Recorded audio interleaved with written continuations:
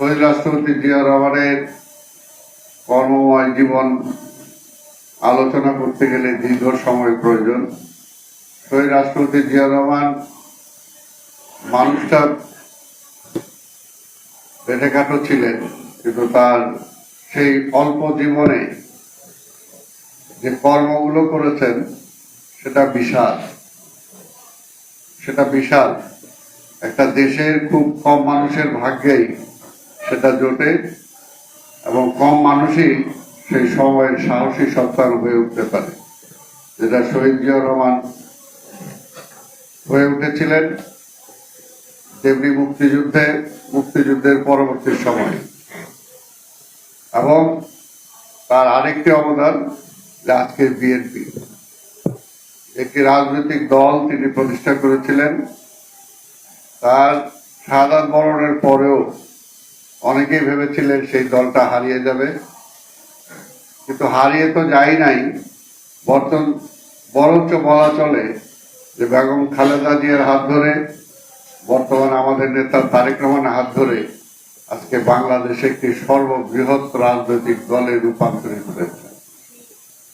এটাই বাস্তব। এবং মানুষ সবচেয়ে বেশি আশায় বুক বেঁধে থাকে বিএনপির দিকে তাকিয়ে।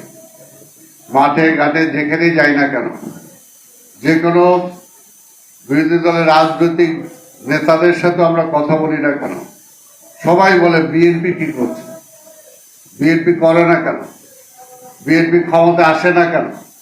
অর্থাৎ এই কারণেই, কারণ বিএনপির কাছে মানুষের আশা আকাঙ্ক্ষা অনেক, এবং সেই আশা আকাঙ্ক্ষাটা জাগিয়েছিলেন কে?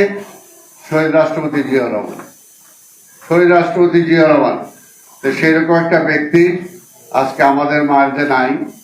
আজকে একই অবস্থা বাংলাদেশে বিরাজমান। যে সময় শহীদ জিয়া রহমানের রাজনীতিতে আবির্ভাব ঘটেছিল, আজকেও মানুষ না খেয়ে আছে, আজকেও মানুষ কষ্টে আছে।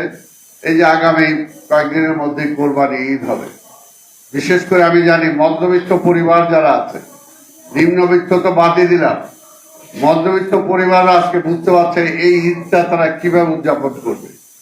দীর্ঘদিন অনেকে কোরবানি দিচ্ছে, এবার কোরবানি না দিতে পারলে ছেলে মেয়েদের সামনে তার মুখ কি হবে, এরকম একটা অবস্থায় কিন্তু আছে। কিন্তু মুখ খুলে বলতেও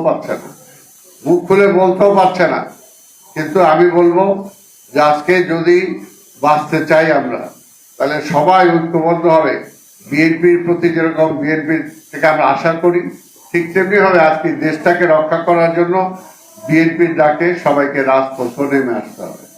আরেকটি কথা বলবো, যেটা না বললেই না, দেশ পরিচালনা করতে পারে না শেখ হাসিনা, আওয়ামী লীগ, কিন্তু যখনই সংকট আসে তখনই বলে তারেক জিয়ারে আনতেছি। তারেক জিয়ারে কেন আনতেছেন? ক্ষমতা ছাড়বেন? আমি এর আগে বলছি, আজকে বললাম যে হ্যাঁ, তারেক জিয়ারে আনেন, ক্ষমতাটা ছাড়েন, তারেক জিয়ারে ক্ষমতাটা দিয়ে দেন, তারপর দেখেন দেশ চালাতে পারে কিনা। আর মামলার কথা বলতেছেন, সেই মামলার সেই ঘটনার বিষয় আলোচনা করতে গেলে তো অনেক সময়, 21শে আগস্টের ঘটনায় তাকে জড়িত করেছেন, সেই ঘটনার সাথে জড়িত না, সেই মামলায় তার নাম ছিল না। আপনারা তার নাম কয়েকবার চার্জশিট পাল্টে, তারপরে আপনারা যাকে গতবার পার্লামেন্টে এমপি মনোনয়ন দিয়েছিলেন তাকে আয়ও করে তার মাধ্যমে তার নামটা এনেছিলেন, কিন্তু আনার পরও নিজেরা সাজানো একটা মামলা তৈরি করে রায় দিয়েছেন। কিন্তু সত্যিকার অর্থে সেই ষড়যন্ত্রের সাথে আওয়ামী লীগ জড়িত। যেমনি ভাবে 15ই আগস্টের ষড়যন্ত্রের সাথে আপনার বাবার মৃত্যুর সাথে আওয়ামী লীগ জড়িত, আওয়ামী লীগ নেতারা জড়িত, এটা প্রমাণিত হয়েছে খন্দকার মোশতাকের আবির্ভাবের মধ্য দিয়ে। ঠিক তেমনি আপনি খুঁজে দেখেন, সেদিন আপনার জিপিওর সামনে থেকে, সেদিন আমাদের মুক্তাঙ্গনের সামনে থেকে কার উদ্দেশ্যে, কার নির্দেশে আপনার সেই সভাটা পার্টি অফিসের সামনে নিয়ে গেলেন? ষড়যন্ত্র তো সেখানে বিএনপি ষড়যন্ত্র করে নাই, তারেক রহমান ষড়যন্ত্র করে নাই, আমরা ষড়যন্ত্রের রাজনীতি করি না, জিয়া রহমানও ষড়যন্ত্রের রাজনীতি করে নাই। যখন দেশটা চলছিল না, আর্মি, পুলিশ, শিক্ষাঙ্গন, ব্যবসাঙ্গন, সাধারণ মানুষ কোথাও যখন কোনো ডিসিপ্লিন ছিল না, সেই সময় কিন্তু জিয়া রহমান আবির্ভাব ঘটেছিল এবং জিয়া রহমান দেশে শৃঙ্খলা ফিরিয়ে এনেছিলেন এবং এই দেশের মানুষ যারা না খেয়ে মারা গিয়েছিল তাদেরকে খাবার মুখে তুলে দিয়েছেন এবং বিদেশে চাল রপ্তানি করেছিলেন। আজকে ঠিক এমনি অবস্থা। আপনার আমাদের বিডিআর ধ্বংস হয়েছে, সেই দায় কেন আপনি নেবেন না? সেই দায় কেন আপনি নেবেন না? তাই সেই দায়ও আপনাকে নিতে হবে। যদি আপনারা বলে ঘটনা ঘটছে, এরকম আরো অনেক আছে, শুধু তো আমি একটা ঘটনায় বললাম। কাজেই আজকে বেনজিরের মতো, আজকে পুলিশের প্রধানকে আপনি বেনজিরের মতো একটা চরিত্র আপনি উপস্থাপন করতে বাধ্য করেছেন। আজকে আজিজের মতো একজন চরিত্রে যেতে বাধ্য করেছেন, সেই দায় দায়িত্ব আপনার। আমি তো বলবো যে আমি বেনজির আর আজিজকে দায়ী করি না, দায়ী হলো আওয়ামী লীগ তাদেরকে সৃষ্টি করেছে। আপনার এখনো সময় আছে, বেনজির সাহেব, আজিজ সাহেব বলেন, মুখ ফুটে বলেন যে আপনি 5,000 কোটি টাকা কামাইছেন সরকারে কত লক্ষ কোটি টাকা পার করে দেওয়ার জন্য, সরকারকে ক্ষমতায় আনার জন্য কি কি করেছেন বলেন। যেগুলো আজকে যেমনি আমরা জানি যে হাইকোর্টের প্রধান বিচারপতিকে ভাগায় দিচ্ছেন, সে হাইকোর্টের প্রধান বিচারপতি এখন বলতেছে, তার বইয়ে লেখা আছে কি কি অন্যায় তার মাধ্যমে করিয়েছেন এবং আরো কি কি অন্যায় কাজ করাতে চেয়েছিলেন, সেগুলো করেন নাই বলেই তাকে আপনি আজকে দুর্নীতিগ্রস্ত করেছেন, দুর্নীতিবাজ বানিয়েছেন। তাই বেনজির সাহেব আপনিও বলেন, আর ভবিষ্যতে যারা সেই সমস্ত জায়গায়, সেই সমস্ত পদে আছেন, আপনার তাদের থেকে শিক্ষা গ্রহণ করেন।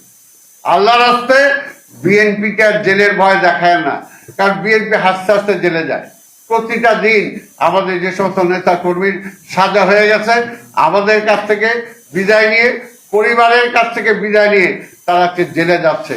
যে সমস্ত দলের নেতা কর্মীরা হাসি মুখে কারাবরণ করে, হাসি মুখে গুলির মুখে চলে যায়, সেই দলকে কি ঠেকানো যায়? সেই দলকে ঠেকানো যায় না। কাজে আপনি বোকার স্বর্গে বাস করছেন, এখনো সময় আছে। বিএনপি ষড়যন্ত্র করে না। আমরা বলছি আমরা নির্বাচন চাই, আমরা জনগণের রায় চাই। আপনার সাহস থাকলে জনগণের রায় নেন। 28 অক্টোবর 2 ঘন্টার মধ্যে আপনি আমার জনসভার উপরে হামলা করলেন, সেই দুপুর থেকে হামলা করলেন।